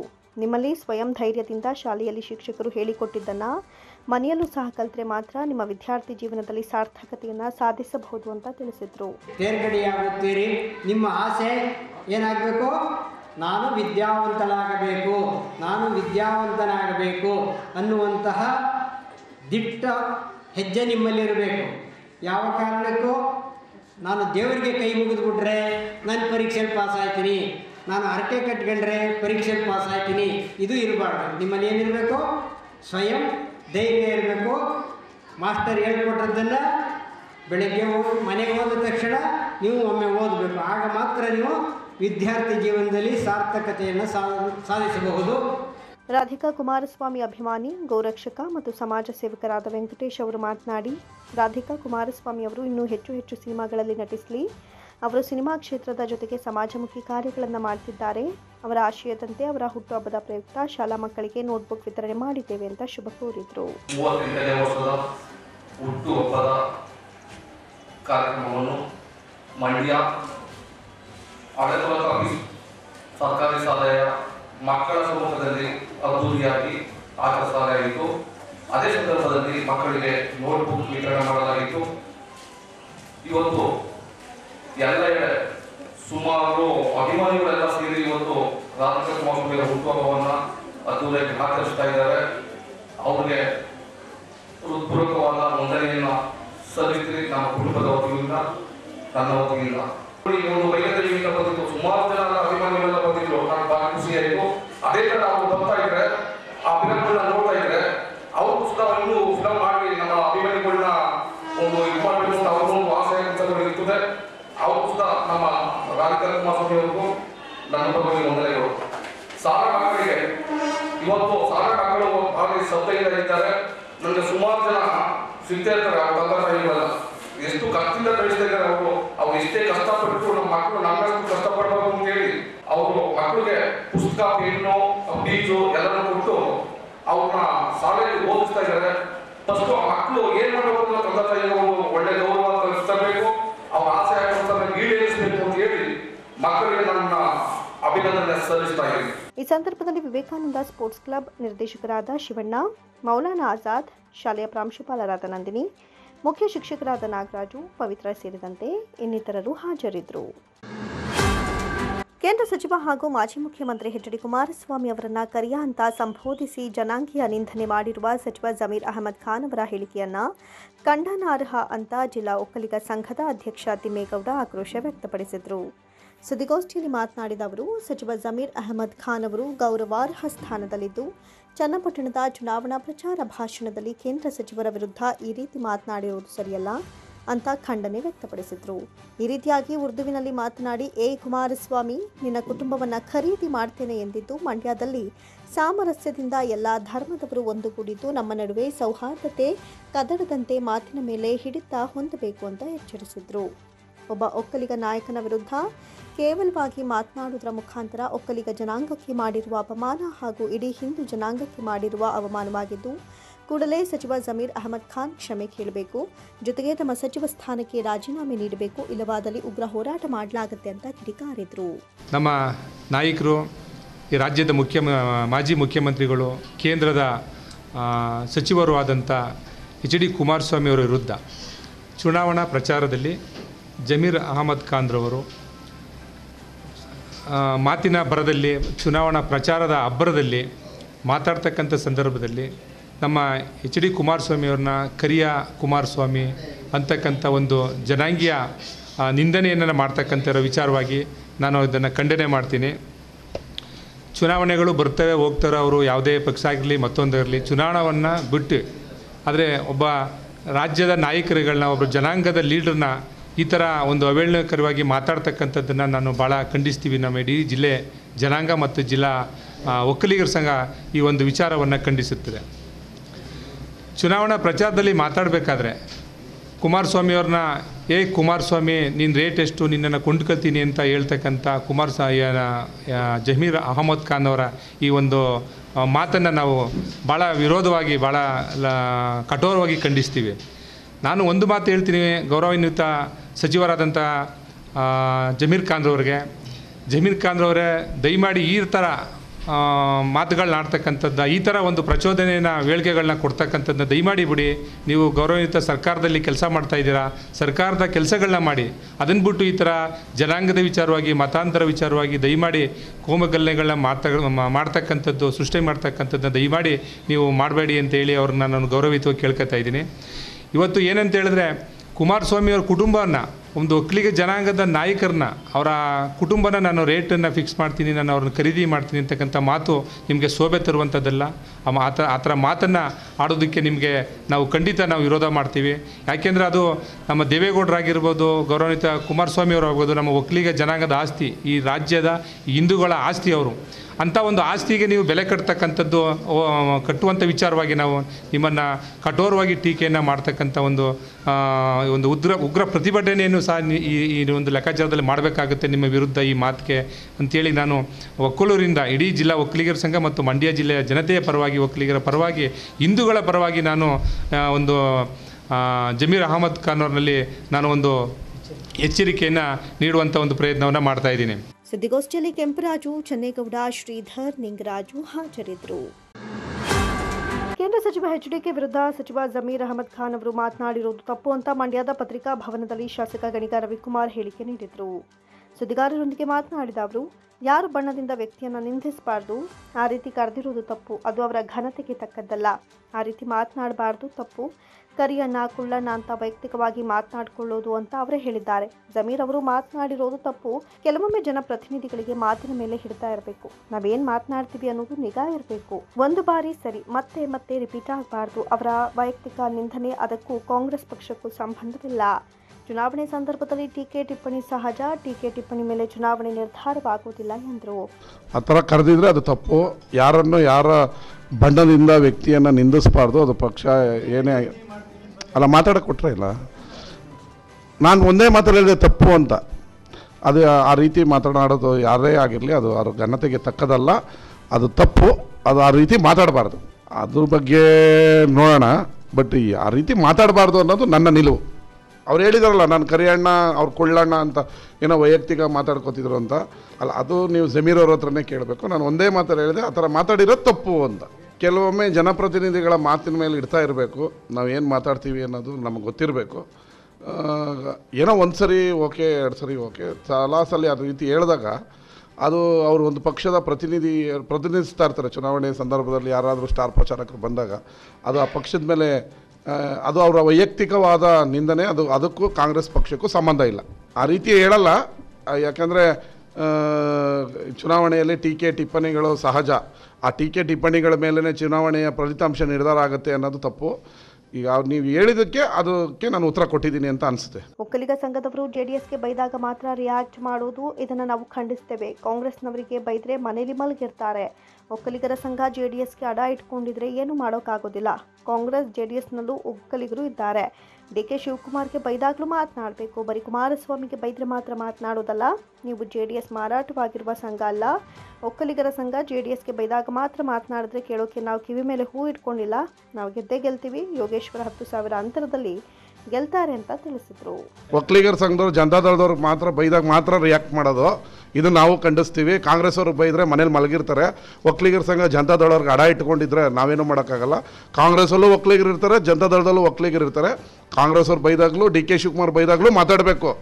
ಬರೀ ಕುಮಾರಸ್ವಾಮಿ ಅವ್ರಿಗೆ ಬೈದಾಗ ಮಾತ್ರ ಮಾತಾಡೋದಲ್ಲ. ನೀವು ಜನತಾದಳಕ್ಕೆ ಮಾರಾಟ ಆಗಿರೋ ಸಂಘ ಅಲ್ಲ. ಕಾಂಗ್ರೆಸ್ ಅವ್ರಿಗೂ ಬೈದಾಗಲೂ ಮಾತಾಡಬೇಕು. ಅದಕ್ಕೆ ನಾನು ರಿಯಾಕ್ಟ್ ಮಾಡಲ್ಲ. ಜಮೀರ್ ಅವ್ರು ಮಾತಾಡಿರೋ ತಪ್ಪು, ಅದಕ್ಕೆ ಮಾತಾಡಬಾರ್ದು. ಆದರೆ ಒಕ್ಕಲಿಗರ ಸಂಘ ಬರೀ ಜನತಾದಳದವ್ರು ಬೈದಾಗ ಮಾತ್ರ ಅಡ ಇಟ್ಕೊಂಡ್ರೆ ಅದು ಕೇಳೋಕ್ಕೆ ಯಾರಿಗೂ ಇಲ್ಲೇನು ಕಿವಿ ಮೇಲೆ ಹೂವು ಇಟ್ಕೊಂಡಿಲ್ಲ. ಟಿ. ನರಸೀಪುರ ತಾಲೂಕಿನ ತಲಕಾಡು ಗ್ರಾಮದ ಹೊಸ ಬೀದಿಯಲ್ಲಿರುವ ಸರ್ಕಾರಿ ಹಿರಿಯ ಪ್ರಾಥಮಿಕ ಶಾಲೆಯಲ್ಲಿ ಕನ್ನಡ ರಾಜ್ಯೋತ್ಸವದ ನಿಮಿತ್ತ ಕನ್ನಡ ಸಿರಿ ವಸ್ತು ಪ್ರದರ್ಶನವನ್ನು ವಿಶಿಷ್ಟ ರೀತಿಯಲ್ಲಿ ಆಯೋಜಿಸಲಾಗಿತ್ತು. ಈ ಸಂದರ್ಭದಲ್ಲಿ ನಾರಿ ಟ್ರಸ್ಟ್ ಸಂಸ್ಥಾಪಕರಾದ ಮುರಳೀಧರ್ ಅವರು ಕಾರ್ಯಕ್ರಮದ ಆಯೋಜನೆ ಬಗ್ಗೆ ಮಾತನಾಡಿ, ಪ್ರಸ್ತುತ ಕನ್ನಡದ ಪರಿಸ್ಥಿತಿ ಎಲ್ಲರಿಗೂ ತಿಳಿದಿರುವಂತಹ ವಿಷಯವಾಗಿದೆ. ಇಂದಿನ ಪೀಳಿಗೆಗೆ ನಮ್ಮ ನಾಡು ನುಡಿಗೆ ಶ್ರಮಿಸಿದ ಹಲವಾರು ಸಾಹಿತಿಗಳು, ಬರಹಗಾರರು, ಕವಿಗಳ ಶ್ರಮವನ್ನು ತಿಳಿಸುವುದು ಅತ್ಯವಶ್ಯಕವಾಗಿದೆ. ಹಾಗಾಗಿ ಈ ಒಂದು ಕಾರ್ಯಕ್ರಮ ಮಕ್ಕಳಿಗೆ ಬಹಳಷ್ಟು ಪ್ರಭಾವ ಬೀರೋದ್ರಲ್ಲಿ ಯಾವುದೇ ಸಂದೇಹವಿಲ್ಲ ಎಂದರು. ಕನ್ನಡದ ಅತ್ಯಂತ ಪ್ರಾಚೀನ ರಾಜಮನೆತನಗಳಲ್ಲಿ ಒಂದಾದ ಗಂಗರ ರಾಜಧಾನಿಯಲ್ಲಿ ಇವತ್ತು ಹೊಸಬೀದಿ ಕನ್ನಡ ಹಿರಿಯ ಪ್ರಾಥಮಿಕ ಶಾಲೆ, ಸರ್ಕಾರಿ ಹಿರಿಯ ಪ್ರಾಥಮಿಕ ಶಾಲೆಯಲ್ಲಿ ಕನ್ನಡ ಹಬ್ಬ ಮಾಡ್ತಾ ಇರೋದು ಒಂದು ರೀತಿ ಅದು ನಮ್ಮನ್ನೆಲ್ಲ ಈಗಿನ ಸಮಾಜದ ಈಗಿನ ನಮ್ಮದ ಪರಿಸ್ಥಿತಿ, ಅದು ಕನ್ನಡದ ಪರಿಸ್ಥಿತಿನ, ನಮ್ಮಗಳ ಪರಿಸ್ಥಿತಿನ ಎಲ್ಲದಕ್ಕೂ ಒಂದು ರೀತಿಯ ಕಣ್ತೆರೆಸೋಂಥ ಕಾರ್ಯಕ್ರಮ ಇದು. ಒಂದು ಹೋಬಳಿ ಮಟ್ಟದಲ್ಲಿ ಒಬ್ಬ ಸರ್ಕಾರಿ ಶಾಲೆಯ ಶಿಕ್ಷಕ ಮನಸ್ಸು ಮಾಡಿದ್ರೆ ಏನು ಮಾಡ್ಬೋದು ಅನ್ನೋದಕ್ಕೆ ಇದೊಂದು ಸಾಕ್ಷಿ. ಯಾಕಂದರೆ ನಮ್ಮ ಕನ್ನಡದ ಗಂಗರ ರಾಜ ದುರ್ವಿನೀತ ಕನ್ನಡದ ಮೊದಲ ಭಾಷೆಯನ್ನು ಬಳಸಿದವನು ಅಂತ ನಮಗೆ ಹೆಮ್ಮೆ ಇದೆ. ಆದರೆ ಅದನ್ನು ನಾವು ಹೆಚ್ಚು ಪ್ರಚಲಿತವಾಗೇ ಇಲ್ಲ ಕನ್ನಡ ಅನ್ನೋ ನಿಟ್ಟಿನಲ್ಲಿ. ಅಂಥ ಟೈಮಲ್ಲಿ ಪ್ರವೀಣ್ ಕುಮಾರ್ ಮತ್ತು ನಮ್ಮ ಸರ್ಕಾರಿ ಹಿರಿಯ ಪ್ರಾಥಮಿಕ ಶಾಲೆ ಹೊಸಬೀದಿ, ತಲಕಾಡು, ಗಾಯತ್ರಿ ಮೇಡಮ್ ಇವರೆಲ್ಲರ ಜೊತೆ ನಾರಿ ಟ್ರಸ್ಟ್ ಮೈಸೂರು ಮತ್ತು ವೈಯಕ್ತಿಕವಾಗಿ ನನಗೆ ಇವರುಗಳ ಜೊತೆ ಸೇರೋದಕ್ಕೆ ನನಗೊಂಥರ ಖುಷಿ. ಇದೆಲ್ಲ ತುಂಬ ಜನ ಮಕ್ಕಳಿಗೆ ಪಗು ಅಳಕಟ್ಟಿ ಅಂದರೆ ಯಾರು ಅಂತ ಗೊತ್ತಿರಲ್ಲ. DVG ಅವರ ಮಂಕುತಿಮ್ಮ ಅಂತ ಗೊತ್ತು, ಆದರೆ ಮಂಕುತಿಮ್ಮನ ಕಗ್ಗಾಯನಿದೆ ಗೊತ್ತಿಲ್ಲ.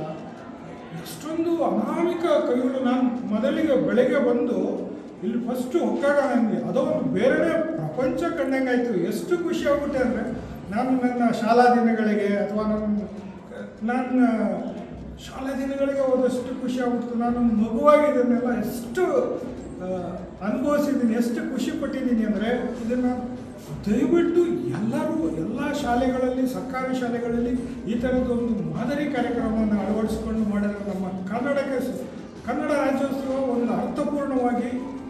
ಕನ್ನಡ ಶಿಕ್ಷಕ ಎನ್ ಪ್ರವೀಣ್ ಕುಮಾರ್ ಮಾತನಾಡಿ, ಕನ್ನಡಕ್ಕೆ ಶ್ರಮಿಸಿದ ಹಲವಾರು ಸಾಹಿತಿಗಳು, ಕವಿಗಳು, ಬರಹಗಾರರಿದ್ದಾರೆ. ಆದರೆ ನಾವು 7-8 ಮಂದಿ ಜ್ಞಾನಪೀಠ ಪಡೆದ ಕವಿಗಳು, ಸಾಹಿತಿಗಳನ್ನು ಮಾತ್ರ ತಿಳಿಸ್ತಾ ಇದ್ದೇವೆ. ನೂರಾರು ಸಂಖ್ಯೆಯಲ್ಲಿ ಇರುವ ಸಾಹಿತಿಗಳು, ಕವಿಗಳು ತೆರೆಮರೆಯಲ್ಲಿ ಮರೆಯಾಗಿದ್ದು ಅವರನ್ನು, ಅವರ ಕೊಡುಗೆಯನ್ನು ತಿಳಿಸುವ ಪ್ರಯತ್ನ ಕನ್ನಡ ಸಿರಿ ಕಾರ್ಯಕ್ರಮದಲ್ಲಿ ನೋಡಬಹುದಾಗಿದೆ ಎಂದರು. ಎಲ್ಲೋ ಕೆಲವೊಂದು ಕಡೆ ಕನ್ನಡ ಕವಿಗಳು ಅಂತಂದರೆ ಕೇವಲ ಜ್ಞಾನಪೀಠ ಪ್ರಶಸ್ತಿ ಪುರಸ್ಕೃತರಾದಂಥ ಕೇವಲ 8 ಜನರಿಗೆ ಮಾತ್ರ ಸೀಮಿತವಾಗಿಬಿಟ್ಟಿದೆ ಅನ್ನುವಂಥದ್ದು ನನ್ನ ಅಭಿಪ್ರಾಯ. ಯಾಕೆಂತಂದರೆ ಎಷ್ಟೋ ಫೋಟೋಗಳನ್ನು ನಾನು ಮಕ್ಕಳಿಗೆ ಪರಿಚಯ ಮಾಡಬೇಕು ಅಂತೇಳಿ ಫೋಟೋ ತೊಗೊಳ್ಳೋಕ್ಕೆ ಅಂಗಡಿಗಳಿಗೆ ಹೋದಾಗ ಎಲ್ಲೋ ಕೇವಲ ಕುವೆಂಪುವಿಂದ ಹಿಡಿದು ಚಂದ್ರಶೇಖರ್ ಕಂಬಾರರು ತನಕ ಬರೀ 8 ಜನ ಅಲ್ವಾ ಸರ್ ಕವಿಗಳು ಅನ್ನುವಂಥ ಪ್ರಶ್ನೆಯನ್ನು ಕೆಲವೊಂದು ಅಂಗಡಿಗಳಲ್ಲಿ ಎತ್ತಿದ್ರು ಅಲ್ಲಿ ವ್ಯಾಪಾರಸ್ಥರು. ಆದಾಗ ನಾನು ಇಲ್ಲ, ಅದಕ್ಕಿಂತ ಮಿಗಿಲಾಗಿ ನಮ್ಮ ಕನ್ನಡ ಸಾಹಿತ್ಯ ತುಂಬ ದೊಡ್ಡದಾಗಿ ಬೆಳೆದಿದೆಯಲ್ಲ, ಯಾಕೆ ಇಷ್ಟೊಂದು ಅದು ಹೋಗ್ತಾ ತುಂಬ ಕಿರಿದಾಗಿ ಹೋಗ್ತಾ ಇದೆ ಅನ್ನುವಂಥ ಭಾವನೆ ಜನರಲ್ಲಿ ಬರ್ತಾ ಇದೆ. ಆದಷ್ಟು ಅದನ್ನು ನಮ್ಮ ಶಾಲಾ ವಿದ್ಯಾರ್ಥಿಯ ಮಟ್ಟದಿಂದನೇ ಅದನ್ನು ಸ್ವಲ್ಪ ಮಕ್ಕಳಿಗೆ ಸಾಧ್ಯವಾದಷ್ಟು, ಎಷ್ಟು ಸಾಧ್ಯವೋ ಅಷ್ಟು ಕವಿಗಳನ್ನು ಪರಿಚಯಿಸುವಂತಾಗಬೇಕು, ಅವರ ಮುಖಗಳನ್ನು ನೋಡುವಂತಾಗಬೇಕು, ಅವರ ಕೃತಿಗಳನ್ನು ತಿಳ್ಕೊಳ್ಳುವಂಥದ್ದಾಗಬೇಕು ಅಂತ ಹೇಳಿ ಅವುಗಳನ್ನು ಕಲೆಕ್ಟ್ ಮಾಡ್ತಾ ಹೋಗ್ತಾ ಬಂದೆ. ಇದು ಕಳೆದ 5 ತಿಂಗಳಿಂದ ನಾವು ಈ ಒಂದು ಸಂಗ್ರಹಣೆಯನ್ನು ಮಾಡ್ತಾ ಬಂದಿದ್ದೀನಿ. BRP ಮಹದೇವಸ್ವಾಮಿ ಮಾತನಾಡಿ, ಕನ್ನಡ ಸಿರಿ ಹೆಸರೇ ಹೇಳುವಂತೆ ಸಿರಿ ಸಂಪತ್ತಿನಿಂದ ಕೂಡಿದ ಕನ್ನಡ ಶಬ್ದ, ಕನ್ನಡ ಭಂಡಾರವೇ ಹಾಸುಹೊಕ್ಕಾಗಿದೆ. ನಮ್ಮ ಶಾಲೆಯಲ್ಲಿ ಇಂತಹ ಒಂದು ಕಾರ್ಯಕ್ರಮ ಆಯೋಜನೆಗೊಂಡಿರೋದು ಹೆಮ್ಮೆಯ ವಿಷಯವಾಗಿದೆ ಎಂದರು. ಕನ್ನಡ ಸಿರಿ ಹೆಸರು ಹೇಳದಂಗೆ ಸಿರಿ ಸಂಪತ್ತಿನಿಂದ ಕೂಡಿದಂತಹ ಕನ್ನಡ ಶಬ್ದ, ಕನ್ನಡ ಭಂಡಾರ, ಕನ್ನಡ ಸಾಹಿತ್ಯ, ಕನ್ನಡ ಪದ ಏನು ಬೇಕಾದರೂ ಹೇಳ್ಬೋದು. ನಾವು ಕವಿಗಳು ನೋಡ್ಬೋದು, ಪದಗಳು ನೋಡ್ಬೋದು, ಅಲ್ಲಿ ನೀತಿ ಉಕ್ತಿಗಳು ನೋಡ್ಬೋದು, ನಮ್ಮ ಹಳೆಗನ್ನಡದ ಸೊಗಸನ್ನು ನೋಡ್ಬೋದು. ಪ್ರತಿಯೊಂದು ಕೂಡ ಹಾಸುಹೊಕ್ಕಾಗಿ ಯಾವುದಾದ್ಮೇಲೆ ಯಾವುದು ಆದಿಪುರಾಣ, ನೆಕ್ಸ್ಟ್ ಗದ್ದಾಯುಧ, ಯಶೋಧರ ಚರಿತೆ, ಅದು ಯಾವ ಕಾಲದಿಂದ ನಡ್ಕೊಂಬಂದಿದೆ ಅದೇ ಥರ ಜೋಡಣೆಯನ್ನು ಮಾಡ್ಕೊಂಡಿದ್ದಾರೆ. ಮತ್ತು ಹೊರಗಡೆ ಔಟ್ಲುಕ್ ಹೊರಗಡೆಯಿಂದ ನೋಡಿದ ತಕ್ಷಣವೇ ಏನೋ ಒಂದು ಯಾವುದೋ ಒಂದು ದೊಡ್ಡ ಮಾಲ್ಗಳಲ್ಲಿ ಹೇಗೆ ಅಟ್ರಾಕ್ಷನ್ ಮಾಡೋದಂಗೆ ನಮ್ಮ ಕನ್ನಡದ ತೇರು ಹೊರಗಡೆ ನೋಡ್ತಿದ್ದಾಗಲೇ ನಮಗೆ ಏನೋ ಒಳಗಡೆ ಇದೆಯಲ್ಲ ಅನ್ನೋ ಒಂದು ಮನೋಭಾವನೆ ಬರ್ತದೆ.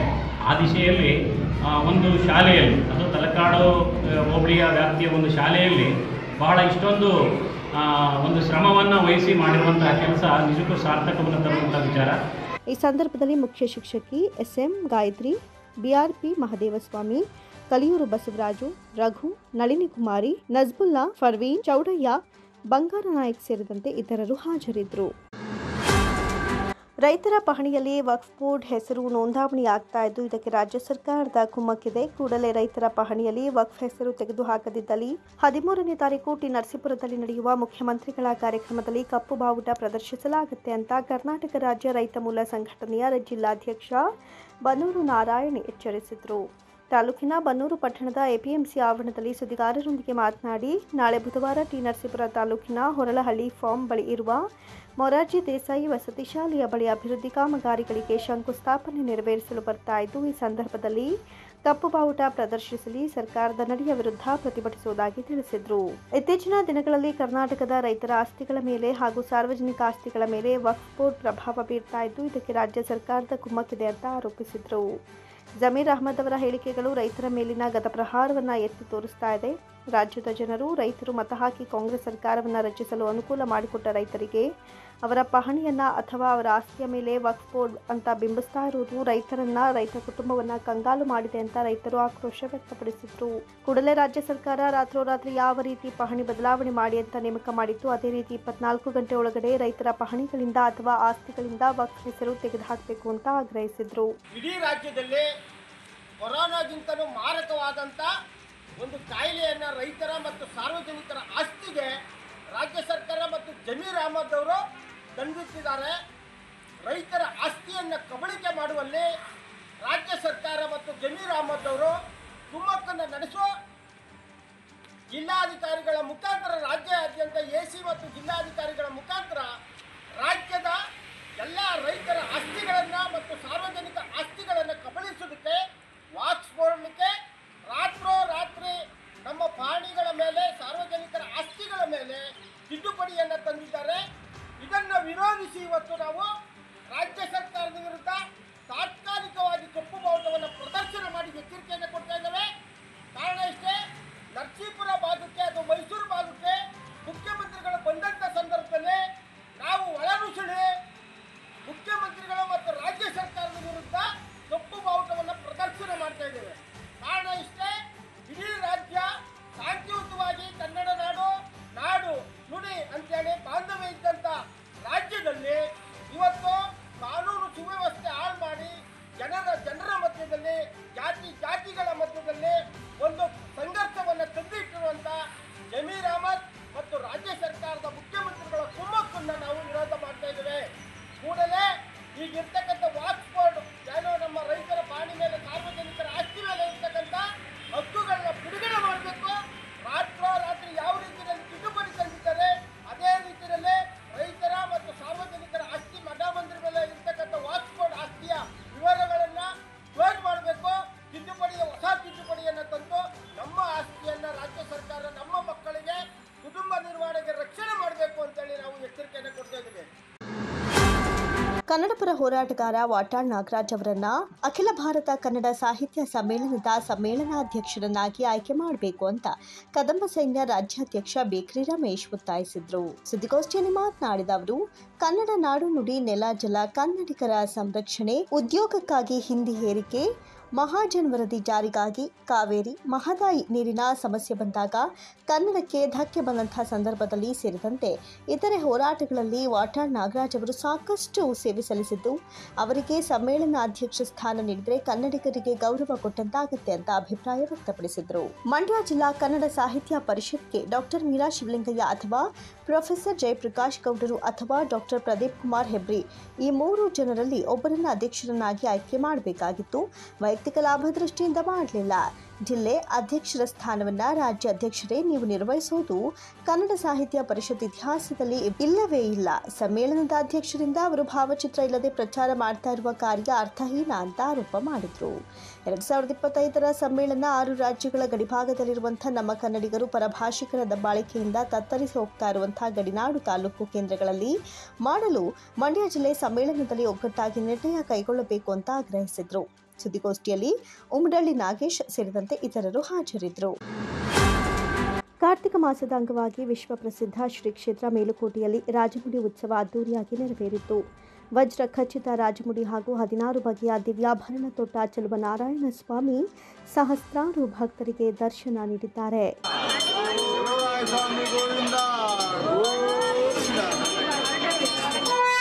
ರಾಜಮುಡಿ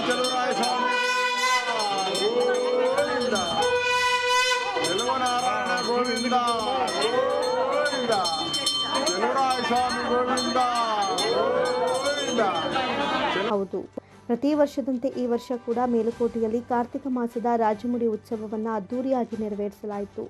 ಮೈಸೂರು ಅರಸರು ಸಮರ್ಪಿಸಿದ್ದ ವಜ್ರ ಖಚಿತ ಕಿರೀಟದ ಜೊತೆಗೆ 16 ದಿವ್ಯಾಭರಣಗಳಿಂದ ಚಲುವನಾರಾಯಣ ಸ್ವಾಮಿಯನ್ನ ಅಲಂಕರಿಸಲಾಗಿತ್ತು. ಇದಕ್ಕೂ ಮುನ್ನ ಮಂಡ್ಯ ಜಿಲ್ಲಾ ಖಜಾನೆಯಲ್ಲಿದ್ದ ಆಭರಣಗಳನ್ನು ಪೊಲೀಸ್ ಭದ್ರತೆಯಲ್ಲಿ ಮೇಲುಕೋಟೆಗೆ ತರಲಾಯಿತು. ನಂತರ ಆಂಜನೇಯ ಸ್ವಾಮಿ ಸನ್ನಿಧಿಯ ಬಳಿ ಕಿರೀಟವಿಟ್ಟು ಪೂಜೆ ಸಲ್ಲಿಸಿ ತದನಂತರ ಪಲ್ಲಕ್ಕಿಯಲ್ಲಿ ಮೆರವಣಿಗೆ ಮೂಲಕ ದೇವಾಲಯಕ್ಕೆ ಕರೆತರಲಾಯಿತು.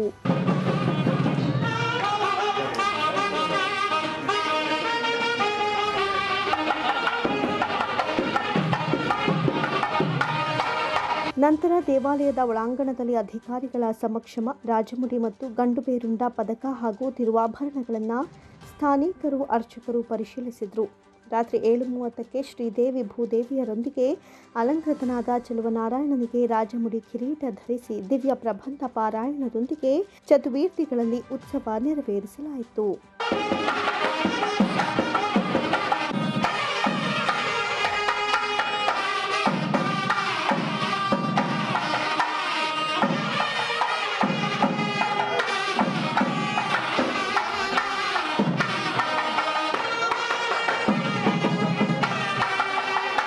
ಇನ್ನು ಈ ಬಾರಿ ಉತ್ಸವಕ್ಕೆ ತಮಿಳುನಾಡು ಸರ್ಕಾರದಿಂದ ವಸ್ತ್ರ ಮರ್ಯಾದೆ ಸಲ್ಲಿಸಲಾಯಿತು. ತಮಿಳುನಾಡಿನ ಕಾಂಚೀಪುರ ವಿಭಾಗದ ಕಮಿಷನರ್ ಕುಮಾರ್ ದೊರೈ, ಇಒ ರಾಜಾ ಇಲಂಪೆರವೊಳದಿ ಸೇರಿದಂತೆ ಅಧಿಕಾರಿಗಳ ತಂಡ ದೇವರಿಗೆ ವಿಶೇಷ ವಸ್ತ್ರ ಸಮರ್ಪಣೆ ಮಾಡಿದ್ರು. ಈ ವೇಳೆ ಉತ್ಸವದಲ್ಲಿ ಭಾಗಿಯಾದ ತಮಿಳುನಾಡಿನ ಭಕ್ತರು ದಿವ್ಯಾಭರಣಗಳಿಂದ ಅಲಂಕೃತನಾದ ಚಲುವನಾರಾಯಣ ಸ್ವಾಮಿಯನ್ನ ಕಣ್ತುಂಬಿಕೊಂಡ್ರು.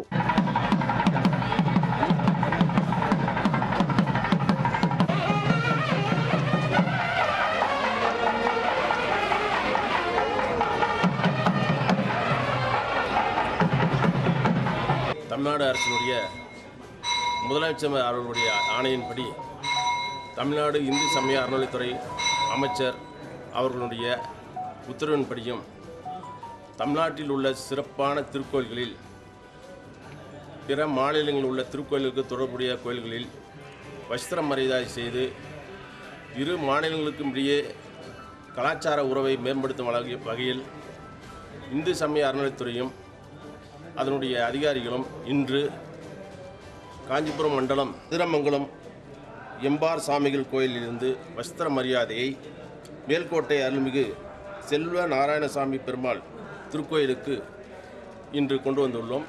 இங்கு சிறப்பான முறையிலே திருவிழாக்கள் நடந்து கொண்டிருக்கின்றன. அந்த திருவிழாவிலே நாங்கள் வஸ்திர மரியாதை செய்து எங்களுடைய சிறப்பை செய்துள்ளோம். இந்த நிகழ்ச்சிக்கு ஏற்பாடு செய்திருந்த அனைவருக்கும் எங்களுடைய தமிழ்நாட்டின் சார்பாக நன்றியை தெரிவித்து 155 ವರ್ಷ ಭವ್ಯ ಇತಿಹಾಸವಿರುವ ಶ್ರೀ ಕೃಷ್ಣಯ್ಯ ಚೆಟ್ಟಿ ಗ್ರೂಪ್ ಆಫ್ ಜ್ಯುವೆಲರ್ಸ್ನಿಂದ ಸಾಂಸ್ಕೃತಿಕ ನಗರಿ ಮೈಸೂರಿನ ಜನತೆಗೆ ಅತ್ಯಾಕರ್ಷಕ ವಿನ್ಯಾಸಗಳ ಆಭರಣಗಳ ಪರಿಚಯ.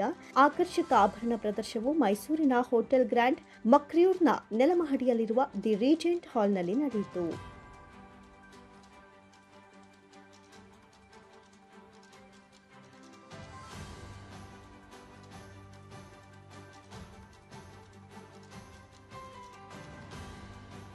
ಸಾಂಪ್ರದಾಯಿಕ ಮತ್ತು ಸಮಕಾಲೀನ ಆಭರಣಗಳ ಸಂಗ್ರಹಗಳ ಪ್ರದರ್ಶನ ದೇಶದ ಹೆಸರಾಂತ ಆಭರಣಗಳ ಸಂಸ್ಥೆಯಾಗಿರುವ ಶ್ರೀ ಕೃಷ್ಣಯ್ಯ ಚೆಟ್ಟಿ ಗ್ರೂಪ್ ಆಫ್ ಜ್ಯುವೆಲರ್ಸ್ ಮೈಸೂರಿನಲ್ಲಿ 4 ದಿನಗಳ ಆಕರ್ಷಕ ಆಭರಣ ಪ್ರದರ್ಶನ ಮತ್ತು ಮಾರಾಟ ಮೇಳವನ್ನು ಆಯೋಜಿಸಿತು.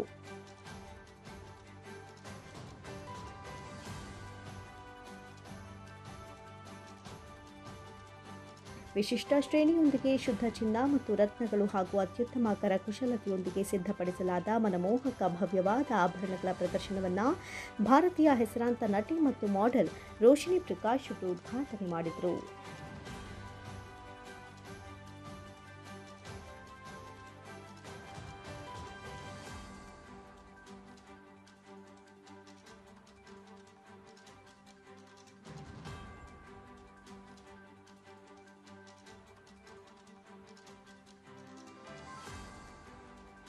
ಕೈಗೆಟುಕುವ ಬೆಲೆಯ ಬೆಳ್ಳಿ ಆಭರಣಗಳೊಂದಿಗೆ ಫ್ಯಾಷನ್ ಮತ್ತು ಉದ್ದೇಶವನ್ನು ಏಕೀಕರಿಸುವುದು. 599 ರೂಪಾಯಿಯಿಂದ ಪ್ರಾರಂಭ. ಸಿಕೆಸಿಯಿಂದ ಪರಿಚಯಿಸಲಾಗಿರುವ ಕ್ರ್ಯಾಶ್ ಕ್ಲಬ್ ಪ್ರಮುಖ ಕ್ಷಿಪ್ರಗತಿಯಲ್ಲಿ ಬೆಳೆಯುತ್ತಿರುವ ಫ್ಯಾಷನ್ ಬೆಳ್ಳಿ ಆಭರಣ ಬ್ರ್ಯಾಂಡ್ ಆಗಿದೆ. ಇದು C Krishnaiah Chetty group of ಜ್ಯುವೆಲರ್ಸ್ನ ಕಾರ್ಯಕಾರಿ ನಿರ್ದೇಶಕರಾದ ಚೈತನ್ಯ ವಿ ಕೋಥಾ ಅವರ ಕನಸಿನ ಕಲ್ಪನೆಯ ಯೋಜನೆಯಾಗಿದ್ದು, ಇದು ಸಂಸ್ಥೆಯ 6ನೇ ತಲೆಮಾರಿನ ದೂರದೃಷ್ಟಿಯ ಯೋಜನೆಯ ರೂವಾರಿ ಮತ್ತು ನೇತೃತ್ವ ವಹಿಸಿದ್ದಾರೆ. ತುಂಬ ಚೆನ್ನಾಗಿದೆ ಡಿಸೈನ್ಸ್ ಇಲ್ಲಿ ಆ್ಯಂಡ್ ಒಳ್ಳೊಳ್ಳೆ ಡಿಸ್ಕೌಂಟ್ಸ್ ಕೂಡ ಕೊಡ್ತಿದ್ದಾರೆ. ಸೊ ಮುಂದೆ ಮದುವೆ ಆಗೋಕ್ಕೆ ಯಾರು ಪ್ಲ್ಯಾನ್ ಮಾಡ್ತಾ ಇದ್ದೀರಾ, ಮದುವೆ ಫಿಕ್ಸ್ ಆಗಿರೋರು ಅಥವಾ ಸುಮ್ಮನೆ ಜ್ಯುವೆಲ್ರೀಸ್ ಇಷ್ಟಪಡೋರು ಎಲ್ಲರೂ ಬಂದಿಲ್ಲ ಒಂದು ಸತಿ ನೋಡಿ. Right from 799 to the biggest numbers ಎಲ್ಲ ಥರ ವೆರೈಟೀಸ್ ಆಫ್ ಜ್ಯುವೆಲ್ರೀಸ್ ಇದೆ. So please do come to Grand Mercure and visit this exhibition. ನಂಗೆ ತುಂಬ ಇಷ್ಟ ಆಯಿತು, ಎಸ್ಪೆಷಲಿ ಒಂದು ಯಾವುದು ಅಲ್ಲೊಂದಿದೆ ಒಂದು ಅನ್ಕಟ್ ಡೈಮಂಡ್ಸ್ದೊಂದು, ಅದು ತುಂಬ ಚೆನ್ನಾಗಿದೆ. ಸೊ ಡಿಸೈನ್ಸ್ ಕ್ವಾಲಿಟಿನೂ ತುಂಬ ಲೈಕ್ ಆ್ಯಸ್ ಇನ್ ಮೇಕಿಂಗ್ ಗೊತ್ತಾಗುತ್ತಲ್ಲ, ಚೆನ್ನಾಗಿದೆ. ಮೈಸೂರು ಜನತೆಗೆ ಎಲ್ಲರಿಗೂ ಪ್ಲೀಸ್ ಬಂದು ಈ ಎಕ್ಸಿಬಿಷನ್ನ ಬಂದು ನೋಡಿ, you will really like it anta helake ishtappadtini. We are from C Krishna Chetty Group of Jewelers. Our jewelry exhibition is happening in Mysore from today at Hotel Grand Mercure. We are here for 4 days from 8th of November to 11th of November. We are running a Wow 1869 shopping festival where we are offering very good promotion to all our Mysore customers. We request people of Mysore to please come and visit our exhibition. You will definitely like the collection which we have brought.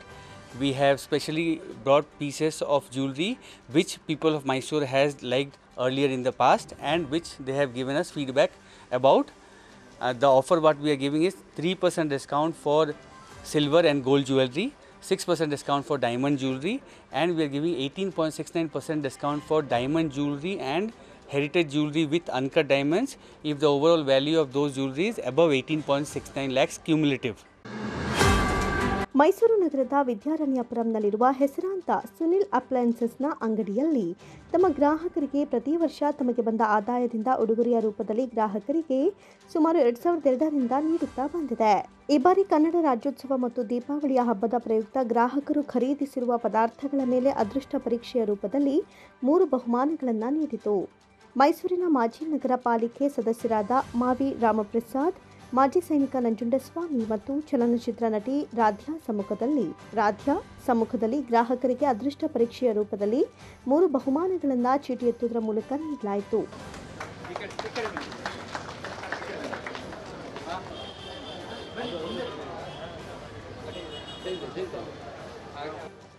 Number 136